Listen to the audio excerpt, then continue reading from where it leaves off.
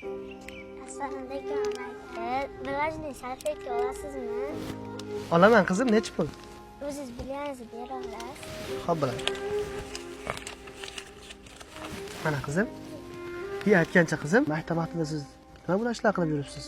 Men ishlamasam onam kim boqadi? Qizim, onangizlarga nima qilgan? Onam 2-guruh nogironlik. Qizim, oxirgi marta qachon go'sht ovqat yegansiz? Bilmadim. Xohlaysizmi, hozir men sizga go'sht ovqatga boraman? Mayli. O'tiring.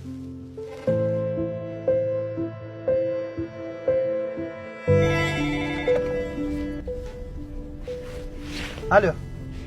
Boshda? Ha, bo'ldi. Puling tayyor. 1 soatdan keyin uyimga olib ketaversan. Xo'p. Keling qizim. Onasi, mehmon keldi. Kir ol. Oling qizim. Aytgancha. Qizim, dadingiz qayerda? Onam meni tug'yonda nogiron bo'lib qolgan. Shuning uchun dadam tashlab ketgan.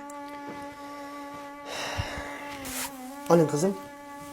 Bo'ldi, amaki qo'nim to'ydim. Qo'yanini oyimga bosam bo'ladimi? Oyingizga ham alohida olib qo'yganman qizim. Siz bemalol olavering. Oling, tortinmang. Dada. Qanaqa dada, nima deyapsan? Kimning bolasi bu? Siz meni dadamsiz. Oyim sizni rasmingizni ko'rsatdi. Qanaqa rasm, qanaqa oya, nima deyapsan? Kimlar topib olasan, ey? Sabina, bor qizim chiqib tur mashinaga. Menga qara. Ikkita oshnalarimiz asli ishon bo'ldim aka. Bugun mana guvoh bo'lib turibman. Bu holat menga juda qattiq ta'sir qilyapti. Nimaga bilasanmi?